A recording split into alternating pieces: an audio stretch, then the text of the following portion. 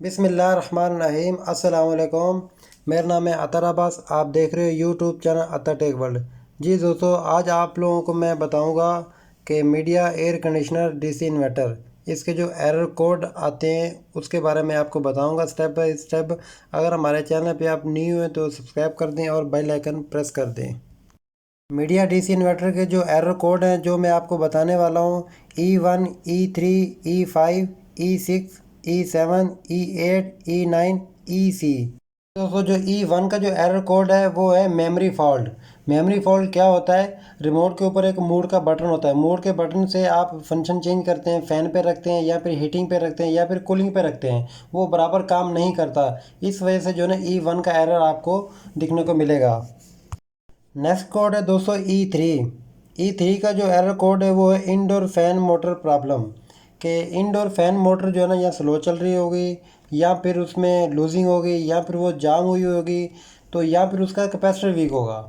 क्योंकि indoor fan motor slow चलने की वजह से जो है ना E3 का एरर कोड आता है। अगर ये चीज़ें आप चेक कर लेंगे तो E3 का एरर कोड आपको नहीं मिलेगा दिखने को। नेक्स्ट कोड है E5। E5 का जो कोड है वो है room temperature sensor. Room temperature sensor कहाँ पे होता है? इनडोर का जो वाइब्रेटर होता है उसके ऊपर वाली साइड पे लगा होता है, वो है इनडोर रूम टेम्परेचर सेंसर। अगर उसका फॉल्ट होगा, वो ख़राब होगा या फिर उसकी वायर कटी होगी या फिर वो जैक हटा होगा या फिर वो उसके ऊपर डस्ट आई होगी, वो काम नहीं कर रहा होगा, तो ये आपको E5 एरर दिखने को मिलेगा। ये अगर आप ये चेक कर लेंगे तो ये आप एरर क्लियर कर सकते हैं। E6 का जो एरर कोड है वो है पाइप कोयल सेंसर। पाइप कोयल सेंसर कहाँ पे लगा होता है? जो वाइब्रेटर होता है पाइप कोयल, उसके साथ में एक पाइप का टुकड़ा होता है, उसके अंदर से लगा होता है पाइप कोयल सेंसर। अगर इसका फॉल्ट होगा, ये अगर इसकी वायर कटी होगी या फिर इसका जैक हटा होगा, तो इसका अगर फॉल्ट आएगा तो ये आपको E6 मिलेगा। तो ये अगर आप क्लियर कर लेंगे तो E6 आपको नहीं मिलेगा। दोस्तों, E7 का जो एरर कोड आता है वो आता है आउटडोर कंडेंसर सेंसर का। जो आउटडोर के कंडेंसर के बैक साइड में जो सेंसर होता है, ये जो आपको तस्वीर दिख रही है स्क्रीन के ऊपर, ये वाला जो सेंसर है ये आउटडोर का सेंसर होता है। इसका प्रॉब्लम होता है, इसकी अगर वायर का प्रॉब्लम होगा या फिर ये ख़राब होगा, काम नहीं कर रहा होगा, तो ये आपको E7 का एरर कोड मिलेगा। अगर आप ये क्लियर कर लेंगे तो ये आपका फॉल्ट क्लियर हो जाएगा। E8 जो एरर कोड है वो है आउटडोर फैन मोटर।